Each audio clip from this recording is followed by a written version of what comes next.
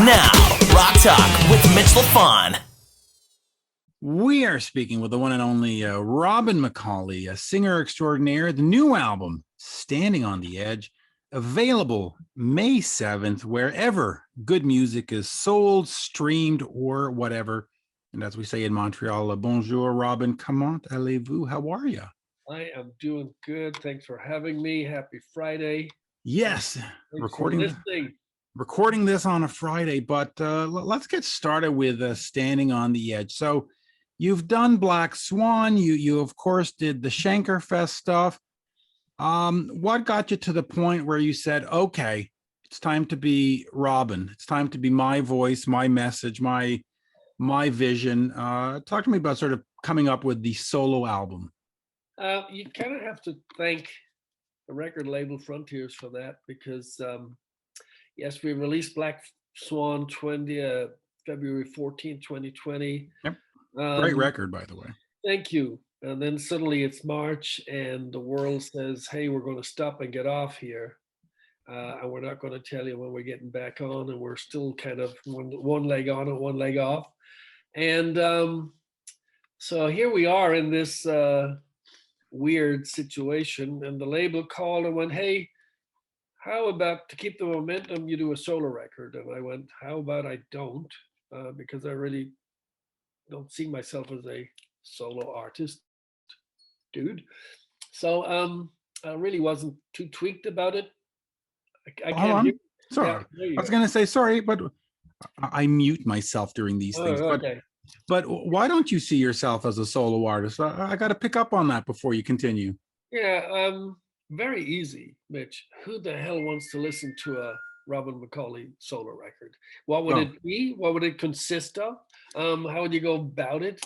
And does anybody care? I don't mind facing the truth. Well, that's a question. Okay, I'll give you that, but I want to hear to it, and I'll tell you why I want to listen to it. I want to hear soaring vocals. I want to hear great melodies. I want to hear, and I don't know if this is an insult, but I want to hear sugary sweet songs. And that's what you deliver. You deliver very great, well put together melodic rock, and that's what I like. So that's what I want to hear, and that's why I want to hear what you're doing outside of Black Swan and outside of Schenker. I want to hear a well put together melodic rock record, and I've heard this record, and that's what we're hearing. So thank you. You know, they said, oh, just give us more Robin McAuley. And I'm going, dude, that is so boring. And it's like more of the same and yada, yada, yada. Anyway, I kind of,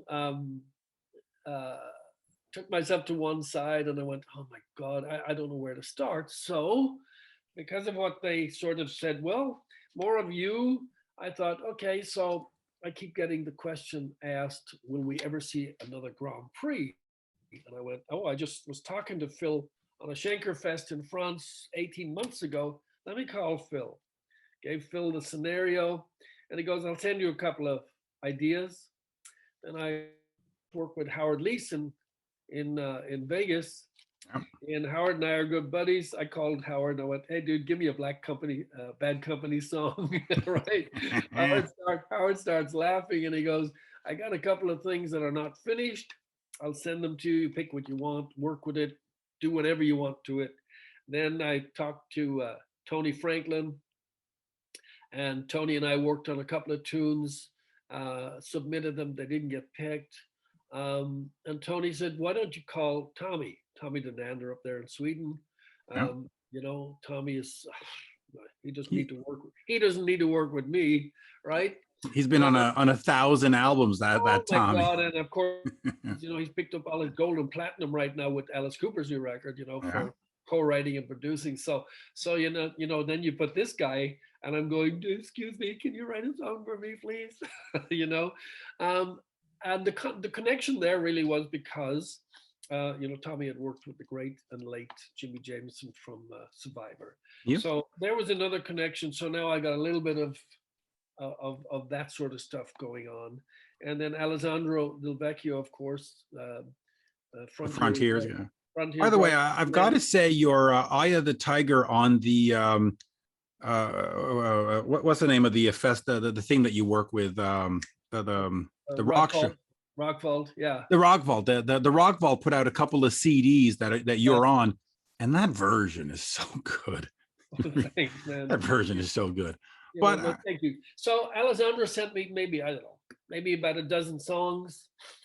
He's mixing, he's going to be producing. Then he got into the co-writing part of it. And of course, he's in lockdown in Italy. I'm here in LA. And we're thinking, how the hell are we going to get this done?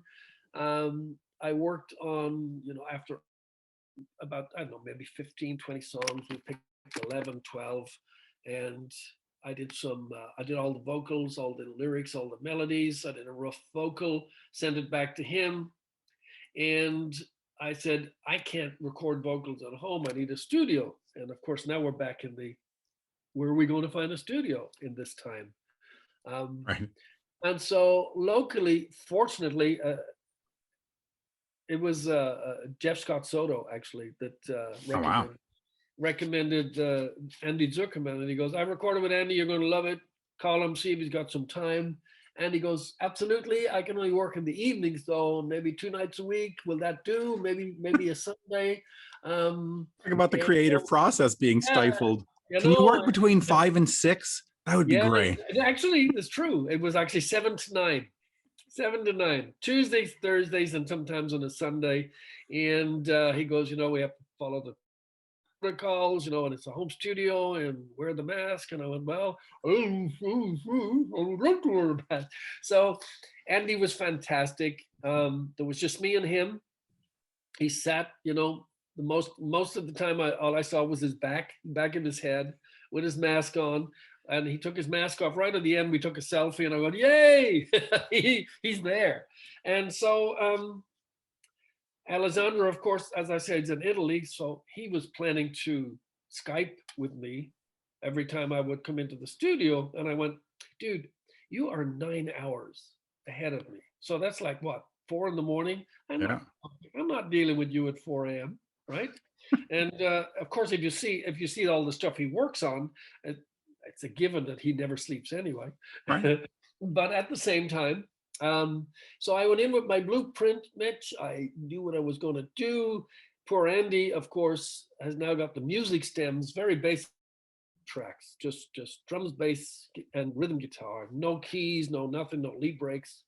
And I'd call Andy in the morning of the day and say, let's work on number 6, number 2, and so he'd bring it up on the board. I'd come in and he goes, I'm ready to go. You ready? And I go, hit record, and we'd get onto it. And usually by 8:30, 7, I had a 2-hour window.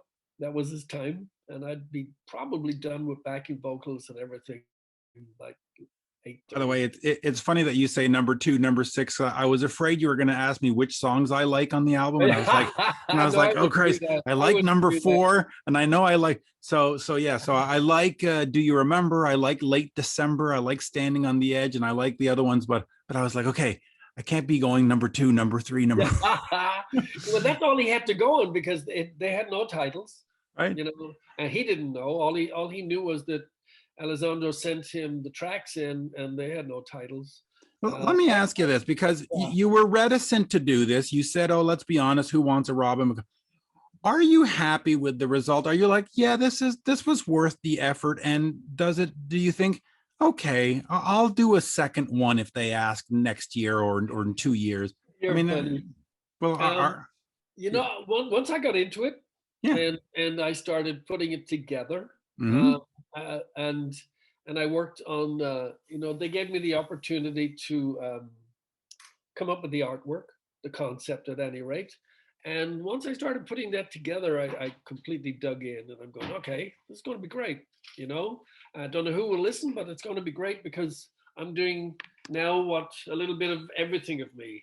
And the production is great. It's got a very modern today feel. It's still a classic rock record. And it's me. That's what they wanted. You got me. What do you want me? You got me now. And I was a little reticent in the beginning, but I'm totally happy that I did it. I love the fact that we got it done. And track 4 is great. Touche. No, but I gotta ask you though. I mean, you are using essentially the Frontiers house band, which, Yeah. and I don't mean that in a disparaging way, I but hear that's you. I hear you. but that's what it is. Yeah. Were you still able to get your vision out of there, or did the record company say, "Listen, we hired you. You're going to give us this product"? Is it a Robin? I mean, does it come from your heart? Is that, I guess that's the proper way to put it? 100%, because they have Okay. no control. They have Okay. no control over my. Once I start singing, they have no control of that. That's me singing. They have Okay. absolutely zero control. And I was at of the microphone, Right. and obviously, it's all in the mix, man. You know, Yeah. I wrote the lyrics. I was left to it. Um, Lockdown. I'm at home, and I was struggling a little bit, and I'm going. I have no idea what to do here. Once, once I think Standing on the Edge was the first one that I actually put to bed, and once I got that under my belt, I just started to get into the groove, no pun intended. Right. And I went, okay, I know what to do now. I can put a shape on this. And I tried to create, I love to read, so I tried to create the book scenario, beginning, a middle, and an end. Standing on the edge, we're on the precipice of change. We can do this. We can forward. And I was still thinking at the same time about the cover artwork. I was thinking, how would I see this? If I was a gargoyle, how would I see this from above? If I was the gods up into heavens, how would I see this? And I'm trying to look down and take a view of how we've really messed things up here. And look at the mess we're making in this pandemic. What's happening to us? We're coming out of the sewers like cockroaches here, and we're going at each other's throats. And it's like, dudes, we're supposed to be helping each other here. This is not what's supposed to be going on. Yeah, haven't we learned a lot about humanity during this? I mean, oh my God. Okay. So I'm not all good. Not all good either. Yeah, I'm thinking all of this stuff, and I'm thinking, okay, we're standing on the edge. We really need. By tomorrow, we need to change this. And so by the end of the record, with running out of time, I'm kind of asking myself on the record, did we do it? Did we do it in 11 songs? Did we sort out the world's problems? And then in the middle, of course, you have tracks like Runaway and Want to Take a Ride. I'm starting to get a little bit melancholy and a little bit more lighthearted and a little bit more summery. And then I come back to business. So I want to make a journey, my journey, I want to leave the house, get into the car, go to the beach, want to take a ride, let's go. Now, having said that, this is not a concept record in any way, shape. No, it is not. No, okay. It's I just, don't like concept albums. Yeah. Yeah, and as I listened to it, I didn't sense a concept, but what I did sense was what you were saying. I did sense a whole album. It wasn't just 11 single songs that you could parse out and stick on iTunes, and you do sort of have to listen to the whole thing. Was that important for you to, because in this day and age, the concept of albums is sort of like, you put four singles of, was it important to have an album and not just a collection of songs, if you understand the nuance? I kind of said to myself, Mitch, if you're asking me to do this, okay, right, then at least give me the time to think of doing here. And as I move from one song into the next, I want where there's a tie-in with lyrics, I want it to sort of, definitely not a concept, but I wanted one song to mean something to the other. I'm asking a question in one, will I answer it in the next song? Will I get to the end and I'm going, this was a good book. I enjoyed reading that book. And that's kind of all that I wanted to do, and then of course you send it out to the label and they will sit there going, oh yeah,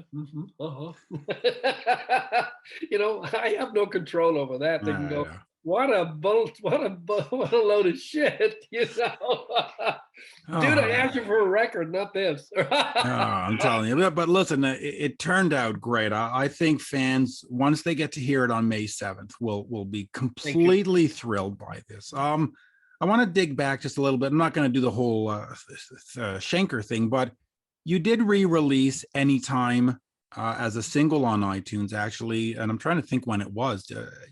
Probably about 4 years ago already. 4 years, yeah. I was thinking 2016, I think, right? Yeah, something like that. 2016, I should say. Yeah. First of all, what compelled you to do that? And is that something that we could expect in the future, where you will start taking Bad Boys and When I'm Gone and maybe start doing that, or do you say no, that was fun? Again, a lot of people say, "Hey, dude, I can't find Macaulay Schenker on iTunes. I can't find it." Right. Well, when we recorded that in 88, 89, 90, 91, 92, whatever it was, I don't know why EMI, the mother label, I don't know why them and or Capitol never put that stuff up on iTunes. They never made it available. And so when I was you venture a guess, maybe it has something to do with Michael. Yeah, maybe. I don't know. I really don't know. I don't even know he was. No, not him refusing, but he probably was a pain in the tuchus. Yeah, I hear you. So no offense. No, throughout the Vegas show, people will come up to go, "Why don't you have Anytime in the set?" And I go, "Because that's not the kind of show it is. It's not about the songs that I sing. Right. It's the history of rock, blah blah blah." And I haven't made it that far yet, right? So they would always ask about Anytime. So the writer of the song was Steve Mann and myself. Michael actually didn't write the song. Right. So I talked to Steve, who lives in Germany, and I said, "Dude, what should we do here? Because it's definitely not on iTunes. It's probably never going to be." And Steve said, "Easy. We just re-record it. Just exactly like it was. We wrote it. We can re-record it exactly the same." And he says, obviously Michael played part of the lead break on there, so play Michael's lead part. It'll happen. You squelched there. Who played part of Michael's lead part? Oh no, you froze.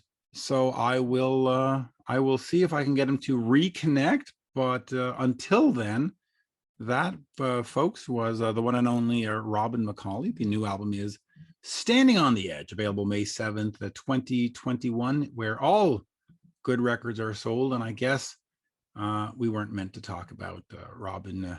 We weren't meant to talk about Michael Schenker because I don't know, the gods are looking down upon us. But I will sit here for a couple of minutes and see if Robin reappears. But that said, what a fantastic album! I have to say, I really enjoyed listening to it. I think it's great, and if you're a fan of Perfect Timing or of Save Yourself or even the MSG album from back in the day, you are going to be pleasantly surprised by this one, and in fact you will absolutely love what he's done. And jokingly, we're talking about song 1, song 2, song 3, song 4, but there are songs on there: Late December, Do You Remember, Standing on Edge, Supposed to Do Now,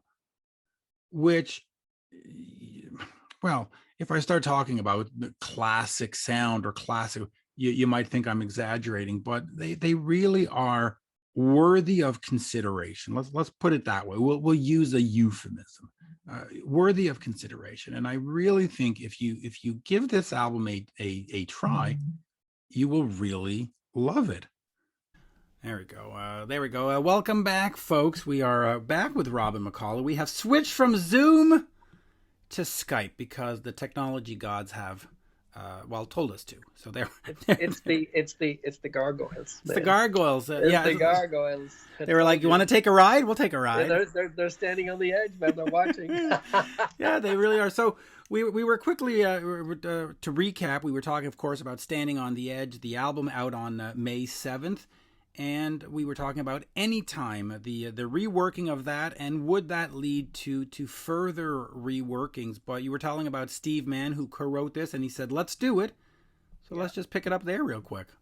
Yeah, so we re-recorded it and put it up on iTunes, and then more people and more people started going, how can I get the rest of the stuff? So that would get back to Michael and myself re-recording. I don't know if he has the time. I never approached the issue, but one thing's for sure: EMI and or Capitol both have not made any of the McAuley Schenker available. Yeah, which is ridiculous, by the way. Yeah, I have no idea why. So Well, yeah. the educated guess is when it's not available, it's some kind of internal politics and nonsense stuff. I mean, whatever. So I just re-record it. Listen, you put out Unplugged Live a few years ago. When did that come out? Let me have my facts here. That's a long time ago too. 92. That came out in 92. I would be down for you guys getting into the studio or getting into whatever computer send MP3 mode and send it back and forth. Him on guitar, you in vocal, lay it down and just and send it out there. I'd buy it. Yeah, thank you. There's definitely enough material to do that. And, yes. And you could take a fresh approach to it. Well, you would have to. Later. You'd have to. You can't cookie cutter it. You'd have to have a fresh approach. Yeah, and it would be a lot of fun. It'd be great fun. Yeah, and it would be great for the fans. Yeah, maybe I know Frontiers loves doing that kind of stuff. So who knows? I might talk to Serafino and go, hey. Yeah, and on the original the Unplugged Live, you did Doctor Lights Out, a Natural Thing. Yeah, huge cross section of that. Always have to do the UFO stuff, son, and some of my favorite stuff to do. That said, and I don't know if I want to say this, but I'm going to say it anyway. I think that other than Phil Mogg, I think you're the one that hits the UFO stuff the best. Oh, thanks. I have a lot of fun doing it. One of my things, Mitch, is I might rub people up the wrong way. Yeah. I don't like songs bastardized, and yes. I hear some people singing the UFO stuff, and I'm going, that's not how it goes. Come on, keep the integrity of the song here. Well, at least keep the melodic pass or the melody going. Keep it, and I do my level best to adhere to that, because the songs mean a lot to me, and if I'm listening to it as a fan, I'm going, that's dreadful. Yes. So I kind of like to keep it like it was. That's what I like to do. Yeah, I totally agree. It's leave it alone. It works perfectly well. It's a great song. You don't need to be messing this up. No, no. Anyway, hopefully you and Michael could get to something, because I think there's a market for it. I think the fans love it, and when you look at Immortal and Resurrection and all the stuff that he's done, and Michael Schenker Fest. I mean, come on, that was one of the greatest concerts. I mean, what a concept. I mean, you take Kiss or any of these bands and you'll say, we're going to have the original members come in on the thing. We're going to have the original singer. And it's just like gangbusters. It's just like, wow, that's such a brilliant idea. So it is. I will not be surprised if more people start doing that, because there's enough of bands now with former members. Yes. And I think it'll make for a very interesting concert that, thanks to Michael Schenker. I mean, when it was introduced to me, I went, oh man, what a great idea. And it just had a domino effect. The promoters loved it. Yeah. And what a night of instead of going to a Michael Schenker group concert, you got to hear everything that he did, give or take, within a 2-hour period. And no, but as a fan, you got what was it, 26 songs or something crazy like that? I mean, you can't expect a singer to sing 26 songs, but you say, hey, you're each gonna do 5. It's like perfect. Yeah. Don't blow my voice out. Fans are happy. Yeah. I know, and then you get a chance to perform backing vocals with both Gary and Graham and Doogie. It's just what a blast! What an absolute blast! And we had a blast doing it, and the best way to do it. Yeah. The best way to do it. Before we wrap up, the last time we spoke, you had told me that in January of 2021, so a few months ago, you were supposed to start Black Swan 2. Did that happen? And where are we in that process? I am 6 songs in. Nice. As of 2 weeks ago. I am. I'm in there. I'm digging in. I'm in the hole. I'm putting it together. Reb and Jeff have done their homework. They pitched it to me. Now I got to get mine done and pitch it back, and then we'll finish the rest of the songs. Yeah. Still the same drummer? Matt Starr is still in there. Okay, yes. Perfect. Okay. Yeah. And nobody's heard Matt sing yet, so I would expect that he'll be hovering somewhere on the next one. Matt has a great voice. He's awesome. Since he plays with Ace Frehley, you can have him cover Black Diamond or something. Yeah.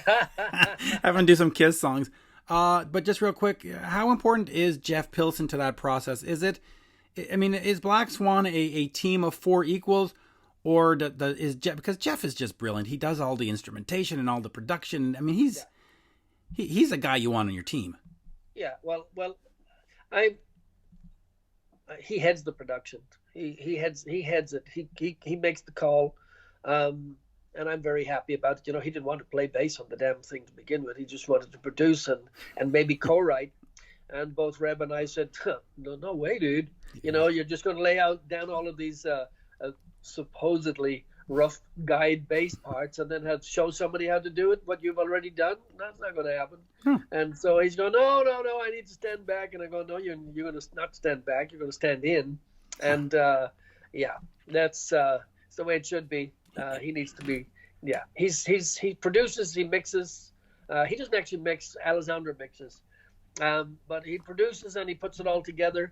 And I am very happy with that. I don't have any problem with that whatsoever. Yeah, he's the man of 1,000 bands. Oh, dude, his energy in the studio is. Listen, you can't keep up with him.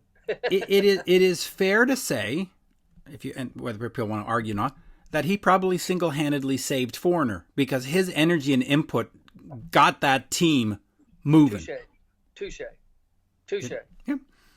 Yeah. He's incredible. I hate him. He's just too good.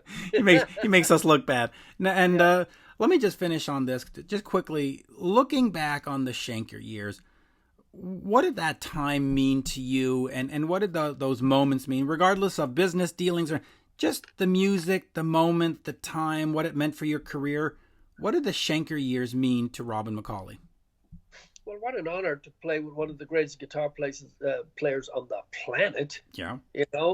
And I'm lucky enough that for my taste, Michael absolutely satisfies the fact that he's not just a brilliant guitar player, but he plays with so much passion. Yep. And his melody sense, perfect for singers. Perfect for me. When I came into the fold, the management company, the record company, they wanted, the commercial side of it. You were pushed into, we need the MTV, we need the VH1, because if you don't have that, you don't get the tours, and yada, yada, yada. And several times, they'd go, no, I'm not hearing it yet. Write another song, So, that's like play by numbers, write by numbers, But it got a foot in the door. It got us the MTV, got us the VH1s, it got us the tours. And it was huge for me. Snotty Nosed Kid out of Ireland, I did share the same label with Michael when in my Grand Prix days. We were all on Chrysalis Records. So he knew of me, he approached me in the beginning when I was still with Grand Prix. And, everything happens for a reason. The fact that I didn't join first time around, it was probably a good thing. A lot of people criticized me because I made Michael Schenker too commercial. I always say, I didn't write the music, he did. I just wrote the lyrics and the melody, So I'm very happy about the period, a great period. Particularly loved the Unplugged period. I absolutely loved it because we had a chance to strip down and go, this is how the song was written. Yeah. That album sounds great, by the way. Thank you. And it's just funny, by the way, when fans say you've sold out. That's sort of the whole purpose. Your purpose when you're on a minor league baseball team is to make it to the major leagues. It's not to stay in the minors forever. Yeah, you're supposed to go out and win. well, that's the thing. Yeah. So you have albums on the charts and songs on the charts, and you're opening for bands, and you've got headlining tours. Yeah, That's I know. kind of the purpose. I know. But you sold out. Yeah. I know it's yeah. Well, enough said on that. Yeah, and I'll say this: Lars Ulrich had the best. Somebody said Metallica sold out. He goes, "Yeah, you're right. Stadiums, every show." Touche. And it's like Touche. done. Amen. Amen. And that's the way it should be. And at some point we'll talk about War Games and GMT. That's another fun little. Oh my god! Now you're digging. I have it. I bought it. Oh I bought it recently. It cost me a fortune to get it on CD, but I did. God rest Filthy. Yeah, absolutely. Yeah. On that, of course, folks, Robin McAuley, Standing on the Edge, streaming, available everywhere, May 7th, 2021. Buy it, stream it, do whatever. Just go enjoy it. And, thank you very much. Have a great weekend, my friend. You too, and always a pleasure. Merci beaucoup. Thank you. I'll talk to you soon. Bye-bye. Bonsoir. Bye-bye. Cheers. Bonsoir. Perfect. Thank you. Thank you.